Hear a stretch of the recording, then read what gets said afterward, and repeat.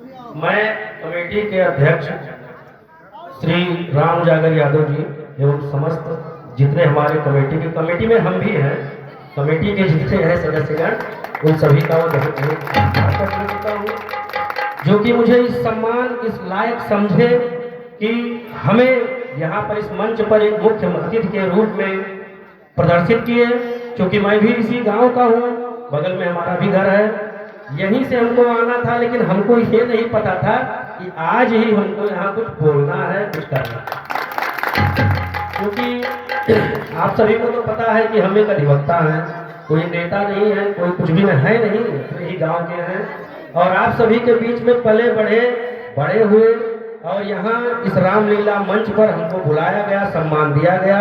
ये पूरे गांव का और अपने इस कमेटी का, जिसका मैं सदस्य हूँ, बहुत बहुत आभार प्रकट करता हूँ, बहुत बहुत धन्यवाद देता हूँ।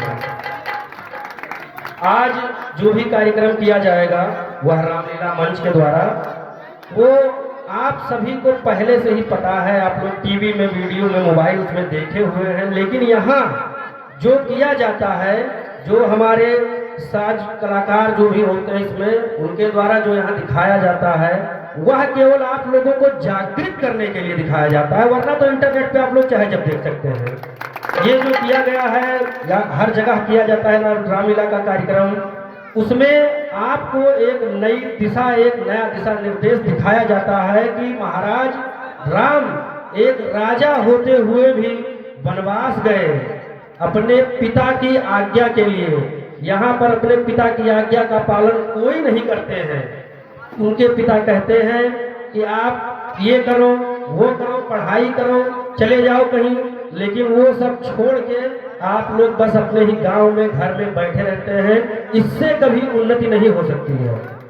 हमारे पिताजी ने भी हमको कहा था डॉक्टरी की पढ़ाई कर लो, हम नहीं पढ़े क्योंकि हमारी उसमें कोई रुचि नहीं थी। पैसा उसमें भी बहुत है, लेकिन हमारी उसमें कोई रुचि नहीं थी। हमारे पिताजी हमसे आज से नहीं, बहुत पहले से बोलना बंद कर दिए, ना ही बोलते हैं। खाली यही कारण है कि जब इंटर का रजिस्ट्रेशन फॉर्म भरा जाने लगा तो वहाँ पर मैंने जाके मेरा बायोलॉजी और सब किताब खरीदा रखा था और पिताजी ही लाए, जो कि साइंस साइड का बुक बहुत महंगा होता है। उस समय हमारी भी आर्थिक स्थिति आप लोग जानते हैं, कुछ छिपा नहीं है।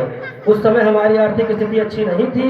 वो चाहते थे कि हम डॉक्टर बने, लेकिन मुझे डॉक्टरी की पढ़ाई में रुचि नहीं थी। अगर मैं करता तो आज मैं कुछ ना होता, केवल आप लोगों के बीच में इसे घूमता रहता या मुंबई दिल्ली कमा रहा होता। मैंने वकालत की पढ़ाई की क्योंकि कुछ घटनाएं हमारे जीवन में ऐसी हुई जो मुझे वकालत की ओर अग्रसर की। उसीलिए मैंने वहां पर जाकर इंटर कॉलेज में अपना सारा सब्जेक्ट चेंज करवा दिया। ये हमारे पिताजी को एग्जाम के टाइम पता चला। तब जब एग्जाम में हमारा नंबर भी कम आया, 2nd डिवीजन पास हुए, तो वो बोले अब ये कुछ कर नहीं पाएगा। गाय वाय लाए, जैसे हमारे गांव की परंपरा है, जब बच्चा नहीं पढ़ पाता या तो मुंबई भगा देते हैं या गाय भैंस की सेवा करने में लगा देते हैं। ये नहीं सोचेंगे कोई उद्यम व्यापार या कुछ भी जिसकी उसमें रुचि हो वो करवा दे, नहीं करवाते हैं। हमारे पिताजी भी ऐसा किए, इसी वजह से आज तक वो हमसे नहीं बोलते हैं।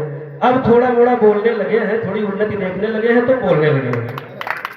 तो अपने पिता की आज्ञा का पालन करना सबसे बड़ा धर्म एक पुत्र का होता है, जो कि रामायण में या हमारे रामायण मंडली द्वारा दिखाया जाता है।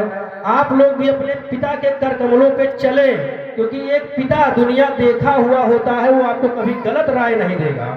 और पिता ही सबसे बड़ी जीवन की छतरी है कि अगर जैसे भगवान राम ने कहा कि हम अपने पिताजी की आज्ञा का पालन करेंगे, अगर वो आज्ञा नहीं मानते तब भी वो राजा थे, पूरी प्रजा उनको राजा मान रही थी, उनके सभी भाई भी सहमत थे, तो वो अगर चाहते तो वो राजा बन जाते। लेकिन उन्होंने अपने पिता की आज्ञा मानकर वो 14 वर्ष का वनवास काटने चले गए अपनी पत्नी समेत।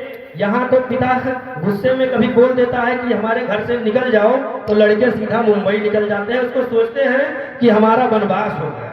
वहां जाके 6 महीना कमाते हैं, यहाँ आके 6 महीना खाते हैं, पिता को कुछ नहीं दे पाते हैं। तो ऐसा मत करिए, आप लोग भी उन्नति के मार्ग पर अग्रसर होइए। और राजा दशरथ भी बनने का हर पिता का यह होना चाहिए कि दायित्व कि अपने बच्चे को, जैसे वो राम ने मान लिया बात, वैसे ही राजा दशरथ बन के उसको बात मनवाए, अपने बच्चे की बात को समझे। अगर वो पढ़ना चाहता है तो उसको भीख मांग के पढ़ाए, क्योंकि शिक्षा जो होती है एक मजबूत समाज की जननी होती है। बस, और ज़्यादा हम कुछ नहीं कहेंगे। लेकिन जैसे अगर किसी का मन टूट रहा है, कोई परेशान है कि हाँ भैया हम इसको कैसे करेंगे, हमारे घर की स्थिति नहीं सही है, तो मैं आप लोगों को बता दूं, हम 4 भाई उस समय पढ़ रहे थे। हमारी माता जी की सैलरी जो थी वो 3500 रुपये प्रतिमाह थी।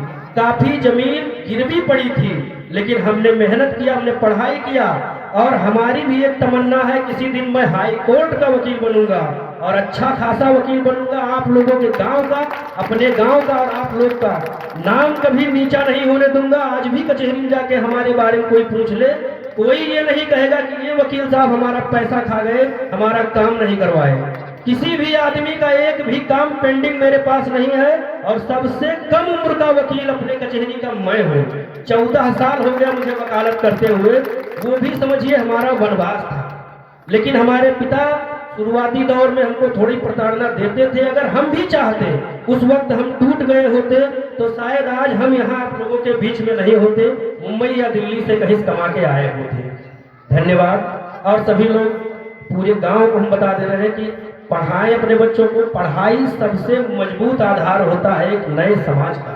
मैं चाहता हूं पूरे इस दुनिया में, हम तो देख रहे हैं कि पूरे सबसे दुनिया में भारत को न्यूज पर जितना दिखाया जा रहा है, भारत हमारा उतना मजबूत है नहीं।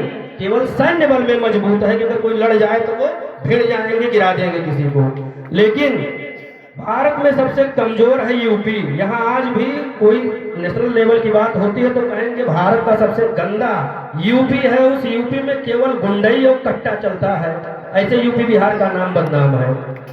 आप क्या करें, हमारे यूपी का सबसे गरीब जिला है बलरामपुर। बलरामपुर में आज भी जिले के अंदर या किसी कस्बे के अंदर कोई फ्लाईओवर नहीं बना है। ये क्या होता है, बताता है आपको कि यहाँ कोई उन्नति नहीं हो पाई है। सरकार तो उन्नति के लिए अग्रसर है, सरकार की कोई गलती नहीं, लेकिन जो नीचे के अधिकारी हो सब खा जाते हैं। तो मैं ये कहूँगा सब लोगों से कि अपने इस जिले में सबसे अच्छा और बढ़िया पढ़ाई जो होती है, एक लड़का एसडीएम बना यहाँ मध्यनगरी का, आप लोगों को नहीं पता होगा क्योंकि शिक्षा के क्षेत्र में थोड़ी कम जानकारी आप लोग रखते हैं। एसडीएम बना, पहली बार जिला बलरामपुर में कोई एसडीएम बना था। और उसके बाद धीरे धीरे ऐसे ऐसे हुए बच्चे की जो टॉपर में आए। एमएलके डिग्री कॉलेज से हमारे सबसे छोटे भाई नमन तिवारी टॉप किए हैं एमसीए में। बहुत से लोगों को एमसीए का मतलब नहीं पता है, कोर्स करेंगे जान जाएंगे। लेकिन एमसीए में आज भी उस लड़के का वहाँ बहुत बड़ा पोस्टर लगा हुआ है एमएलके डिग्री कॉलेज में। जब तक वो कॉलेज रहेगा उस लड़के का पोस्टर वहाँ लगा रहेगा। जितने बच्चे एमएलके पढ़ रहे होंगे वो जानते हैं इस चीज को। तो ऐसा कुछ करिए कि गांव का अपने नाम रोशन हो। किसी भी व्यक्ति का यदि आप दिल दिखाते हैं, चाहे आप नेता हो, वकील हो, पत्रकार हो या कुछ भी हो, जितने भी पदाधिकारी हैं, वो अगर किसी का दिल दुखाते हैं तो वो कभी जीवन में सुखी नहीं रह सकते। धन्यवाद। बहुत बहुत धन्यवाद दोस्तों। हमारे मुकद्दर जी ने अपने